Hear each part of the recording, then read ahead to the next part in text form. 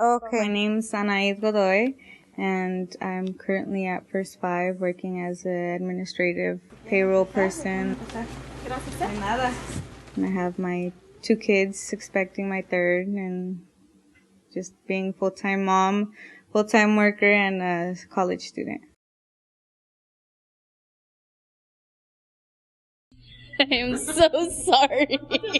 I'm Fabiola Valadez, and I'm currently a student, and I'm also in the process of becoming a teacher. My name is Elizabeth Torres, and I am currently looking for a job, and I'm 19. High school, from what I remember, it was just more about getting to hang out with your friends. But then I started ditching school and having boyfriends and all that.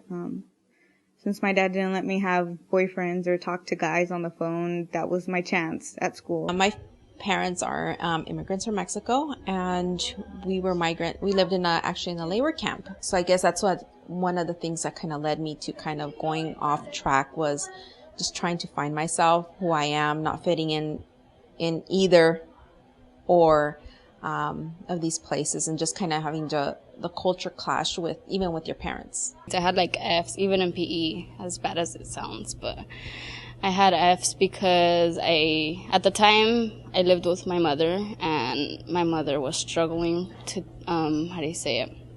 taking us from home to home. She didn't really push me to go to school. She let me do whatever I wanted.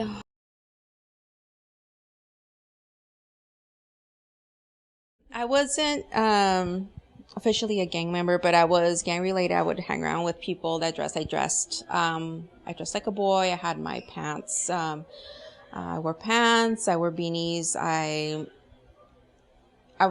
would drink, underage drinking, smoking. I started missing my home, so I came back and I started going to school again.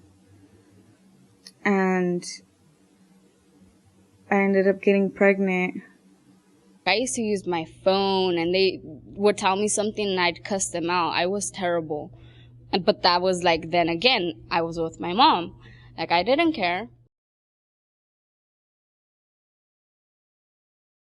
I was in the Familia program, and they pushed me a lot to finish and get my high school diploma. So I had a lot of support once I got pregnant. I didn't feel alone anymore. So I ended up getting expelled for fighting. And so I ended up transferring to, it was either going to San Andreas or going to Ansar. And luckily my parents made a good decision and decided to enroll me into Ansar High School. But then once my aunt started, taking over the teacher's notice, like, there was one time where she came for the parent-teacher conference, and they're like, oh my God, Elizabeth is doing so good. She's actually, her grades are very good, this and that. And she's like, yeah, because I told her in order to live with me, she has to finish high school. I love to read, which was a little bit different from what a lot of my peers are doing. I liked one of the books that I really enjoyed at the time, what I could really relate to, and was kind of was keeping me like, wow, there's like people that feel the way I am. Was one of the books was Father Greg and the Homeboys, and the other one was Always Running Mi Vida Loca.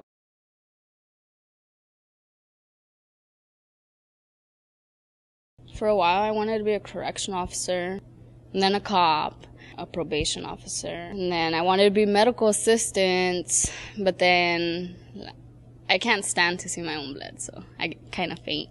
And working in education is just a wonderful experience, working with the families, and especially people from my own culture, especially immigrant parents that are coming here. It's like they are so grateful to you for being able to speak their language, kind of relate in certain things, and it's just really rewarding. I don't know what I would have done if I hadn't just kind of like stumbled onto this career. Or either be a phlebotomist, or the ones that poke people. Goodbye.